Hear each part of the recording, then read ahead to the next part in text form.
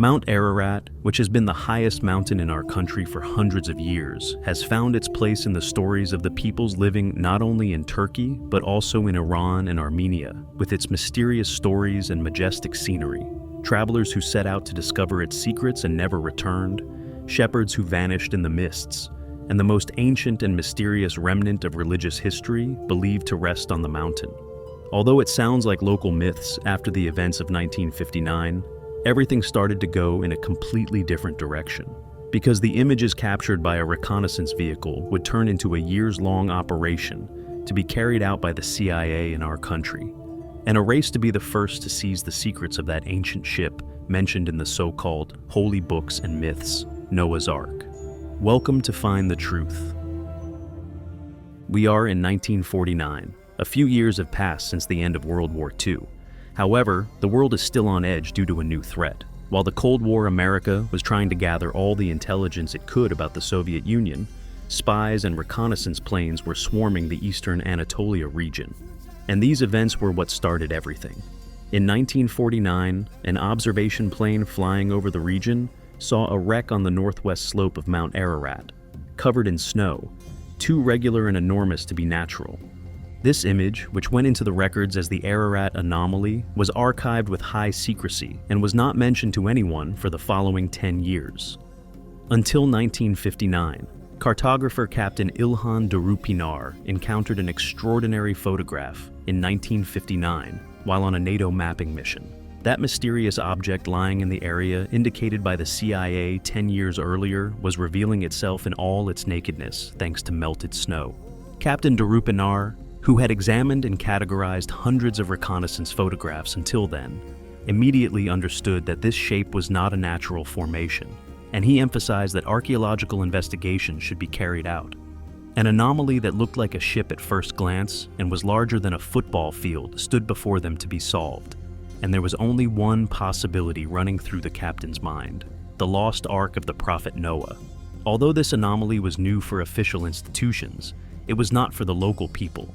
The local people who have lived there for generations often talk about that part of the mountain being haunted, those who go not returning, and many shepherds and large flocks being found dead there. For example, years ago, astronaut James Irwin, who climbed Mount Ararat not once but many times, tried to gather clues by talking to the elderly in the villages around the mountain. According to the rumor, an Armenian shepherd years ago saw a huge black object in the glaciers in the steep region called Ahora Gorge, and directed Irwin there. Again, some villagers in the region reported hearing stories from their grandfathers that there was a large wooden structure at the summit of the mountain, which God was hiding from people. The cultural effects of the story are not limited to its narrations. This legend is so ingrained in people's lives that local settlement names like Arzap, meaning to take over the earth, Nasar, meaning to sacrifice, and Yigit Yatagi, meaning the hero's anchoring place, even appear in the region. Still, despite all these reports I mentioned earlier, for years, the issues of Mount Ararat and these events were not given importance in the Turkey of the time, and the matter was closed. When approaching the event scientifically, the disappearance and death of people are interpreted both as a result of Mount Ararat's dangerous glacial structure and the death of those who went unprepared due to oxygen deprivation. However, there is one more story told by those who went there and returned without dying. A story of returning with strange pieces of wood that looked like they were broken off from a processed structure, and describing the traces of a colossal wreck standing on the steep and bare mountain slope there. Despite all the insistence of Captain Darupinar, the military was not very eager to conduct a more formal investigation, and the matter was officially closed once again. Although the matter was closed for the Turkish side, it was never closed for America, although the subject was secretly archived after the first images taken. In 1949, in 1999, thanks to the U.S. Freedom of Information Act, the CIA's Mount Ararat Anomaly files were made public, and some extremely interesting facts came to light. The CIA did not only investigate the anomaly in 1949, discoveries made and images taken in 1956, 73, 76, 90, and 92 all came out. And at the heart of all this curiosity and research was this remnant resembling a large ship, 163 meters long and 15 meters wide. Moreover, These measurements were the exact same as those written for Noah's Ark in the Torah. When we examine the history of religions, we come across a story from the distant past where advanced people from the past, who were later destroyed due to their increasing perversions and sins, and fallen angels were together. And the so-called holy books tell us about that era as follows. Has it not guided them that we destroyed many generations before them? Yet today, they wander around in the places where they stayed, on the historical ruins. Surely there are signs in this for people of sound judgment. Do they not roam the earth, so that they may see what the end of those who came before them was? They were superior to them in strength. They had turned over the earth and cultivated it more than they had. Their messengers had also come to them with clear proofs, so Allah was not wronging them, but they were wronging their own souls, the heroes of that time, the named giant beings. What films there were. Also, when the sons of Elohim had relations with the daughters of men, those who came after them also became heroes like them. He saw that man's wickedness was great on the earth, and that every inclination of the thoughts of the human heart was only evil all the time. The Lord said with grief, "The being I created with man is saddened when his heart is filled with evil. The destruction of the deluge thus takes place at such a time, and the flood is sent by the Lord God in the Torah, or Allah in the Quran, or Enlil in Sumerian myths, to end the lineage called Nephilim and the old, advanced, but corrupt humanity." When we examine the Bible, Torah, and Quran in a little more detail, we see two different approaches. According to the Torah, the ship landed somewhere in a wider area, called Ararat. People who set out with this approach and conducted research in the region actually found some interesting remnants. After the documents that emerged became popular, many communities and amateur archaeologists flocked to the region, so to speak. And one of them is amateur archaeologist Ron Wyatt. Thanks to years of research, the ruins believed to belong to the ancient city of Nakhichevan also began to be categorized and found. According to local legends, this city was one of the first settlements established by those who came out of the Ark after the flood, and it was also a very large cemetery. Seriously, it's a very large area. Ron Wyatt and his team focus on the area where Noah's Ark is located, search for metal remnants with their special equipment, and perform a LiDAR scan of the area. The results are astonishing, because, according to Wyatt's claim, the metals they found were placed at regular intervals, and when all their locations were marked, the result was no different from a ship's skeleton. Wyatt is actually an amateur explorer who has a deep faith in the narratives in the Torah, despite not being officially an archaeologist. And he is someone who came to Turkey many times after 1977, examined the ship-shaped hill in question, wrote articles about it, and caused the event to become even more popular in America. In fact, thanks to his efforts, even the Turkish government began to take the matter seriously again, and as a result of the process, this area was declared a national park area called Noah's Ark in the mid-1980s.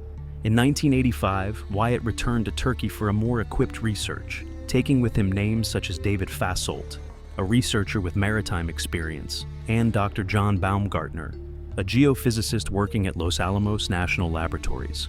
The team's goal was to deepen the surface research they had done years ago and could not get full results from, this time with the possibilities of modern technology and to track down a buried ship if there was one. White and his team brought geophysical devices to the area to scan the structure in the ground. They started scanning a few meters below the soil, especially with the georadar device called Ground Penetrating Radar, GPR. The team also had a metal detector and a frequency generator.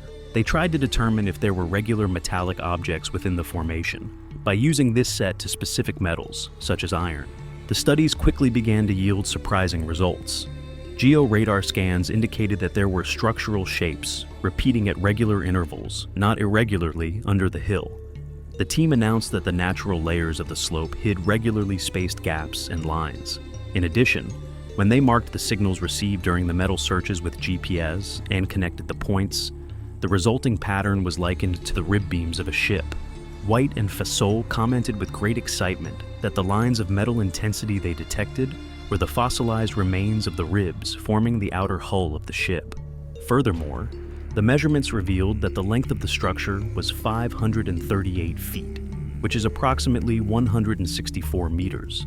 Interestingly, This length was almost perfectly consistent with the 300 cubits given for Noah's Ark in the Torah. The width of the ship-like formation was also roughly around 40 to 50 meters, which is close to a ship's proportions. The team, finding all this data too meaningful to be a coincidence, presented these reports to the world with such good storytelling that the event suddenly began to gain a global dimension.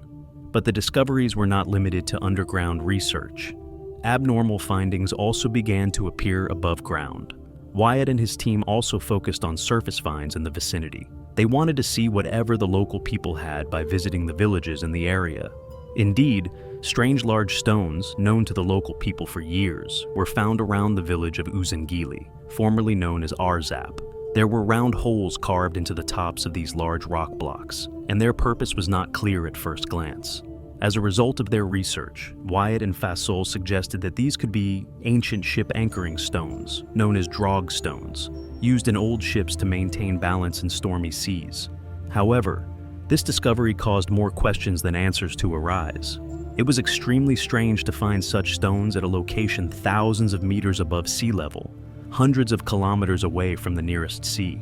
The size of the stones, and especially the holes on their upper parts, which gave the impression that ropes were passed through them, were of a kind that could be associated with a ship without straining the imagination.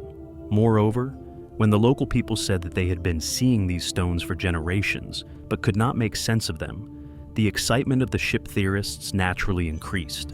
The claim was that Noah's Ark used these giant stone anchors, drog stones, to maintain its balance in the storm, dropped them around as the waters receded before landing on Mount Kuti or the slopes of Mount Ararat, according to some narratives. And over time, these stones, consecrated from generation to generation, turned into valuable gravestones or sacred area markers. Even today, 8-10 large drog stones standing upright around Uzungili contain various carvings and cross motifs. These stones, which are also claimed to be the gravestones of Nakhichevan, the first settlement of those who lived there, along with the remnants of the ship, further increased the interest in the legend. Wyatt and Fasol's discovery team also collected some unusual chemical and biological clues while scanning the area. Abnormal levels of organic matter and specific mineral anomalies that would not normally be expected were detected in the soil samples. It was reported that the potassium level in the soil within the formation was 40% higher compared to the surrounding area, and the pH value showed differences. This was a finding that strengthened the team's thesis, because as wood decays, it leaves elements like potassium in the soil.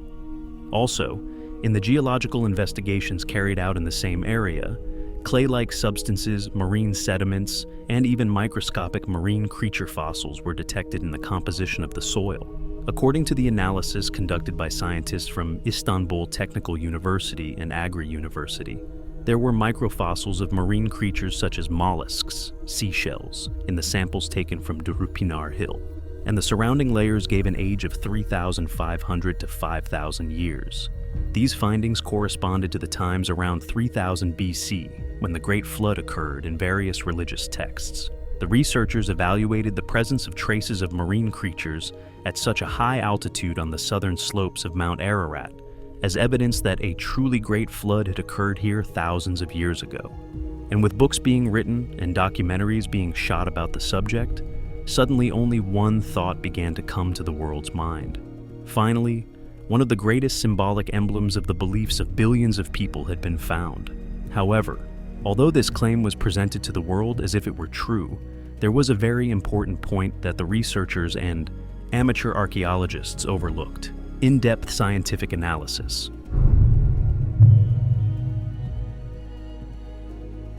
For years, famous archaeologists like Jody Magnus or historians like Eric Klein had considered these claims and the main story of Noah's flood to be nonsense. So, they did not care about the research on and around Mount Ararat, and even ridiculed it. This is the academic empty ego I've been telling you about for years. Jody Magnus even said, "No respected archaeologist would climb a mountain to look for such a thing. Archaeology is not about chasing myths. Some may find this approach rational, but when it comes to history and archaeology, it is saddening to see famous archaeologists who have lost the curiosity, the urge to look for the reality behind those legends, become authorities. After all, The ancient city of Troy was a legend, until someone found it. The city of Angkor Wat was also a legend, until a researcher risked his life to find it. I think humanity and science progress like this, not by arrogantly dismissing possibilities as trash. Let's continue. No matter how striking the claims were, thanks to people who approached the event once again neutrally and more scientifically, the veil of secrecy was lifted. As a result of comprehensive research conducted by teams including names such as geologist Dr. Lawrence Collins and Ian Plimmer, some facts began to emerge more clearly, and the fog dispersed. In geologist Dr. Collins' article, the claim by amateur archaeologist Ron Wyatt that regular iron pieces belonging to the ship were found was revealed to be accumulations of iron-rich limonite and magnetite found within the layers of the syncline. The pieces of wood, which were petrified and presented as belonging to the ship, turned out to be pieces of peridotite from metamorphic rocks in the region. Woody patterns had formed on the upper parts of these rock pieces, and Ron Wyatt had incorrectly presented this to the public as fossilized wood pieces at first glance. Let's come to the Drog stones, known as sacred gravestones, and claimed to be the ship's stabilizers. As a result of more comprehensive research conducted by Dr. Collins and David Fasold, who had carried out research with Ron Wyatt, but later changed his mind through further investigations, it was determined that the rocks were made of volcanic andesite stone found in the region. Remember, Mount Ararat is a volcanic mountain. Therefore, it is naturally impossible to find andesite specific to the Mount Ararat region on a ship that, according to myths, was dragged from Mesopotamia to Turkey. For this reason, it was proven that the stones were indeed made by ancient people to mark gravestones in ritual areas. The issue of marine creature fossils found thanks to the research of Istanbul Technical University and Agri University is a real finding. Now let's come to the claim that the carbon tests show approximately 5,000 years ago. The basis of most religious texts is actually rumors, which we call hearsay. And according to these rumors, there is a mass that believes the world is 6,000 years old. According to them, the flood occurred when half of this 6,000-year history was reached. Frankly, this is a scientifically rubbish claim, because at its simplest, Göbekli Tepe is a 12,000-year-old structure. The world has been here for 4.5 billion years. Humanity has been here for about 450,000 years, and we know that the event that can truly be called a flood occurred about 12,000 years ago. It is not yet known how the 5,000-year-old fossils are in the region. Some claim that the people living there bought these kinds of seashells from merchants for rituals and left them in the area. Some claim that old underground fossils approached the surface again as a result of tectonic movements, and others claim that it may be related to another flood that we do not know about. However, as Farouk Khayan, the rector of Agri University, who carried out the research in 2022, said, directly linking these with Noah's Ark is not the right approach. As I said before, the times do not overlap with the scientific flood times, and the ridiculous approach that claims the world is 6,000 years old. Finally, let's come to the biggest claim, namely, the anomalous structure the size of a football field that looks like a ship. When the data from the high-resolution IKONOS satellite images taken since 2000, the 1989 French Spot satellite, and NASA's scans in 1994 were combined, it was concluded that the formation was geologically a glacial crevasse or a rock slump. No trace of artificial objects was found in the data from the satellites. In other words, the answers to the anomalous structure on the mountain and the remnants in the region have been scientifically given, at least for now. However, there is indeed information about a global catastrophe that occurred during the Younger Dryas period. And there are cultural signs that civilization broke off in a period before the Sumerians. However, we have not yet been able to find clear traces of the details of this event and the civilizational destruction it left behind. However, I find such claims and research very valuable myself, because it pushes many unrelated people to curiosity, and in some way, it leads to an area that perhaps no one would look at becoming popular and being researched there. Look, even in the research that started with Noah's Ark here, dozens of archaeological discoveries have been made in different areas. The region has been open to tourism, and our knowledge has increased. Therefore, I think such claims should always be taken seriously and investigated. In this way, we can find much more detailed information about our past lying under the ground, and our human history will be enriched. Did Noah have an ark? Who knows? Maybe he did, maybe he didn't. Maybe it was made of wood. Maybe it was a spaceship.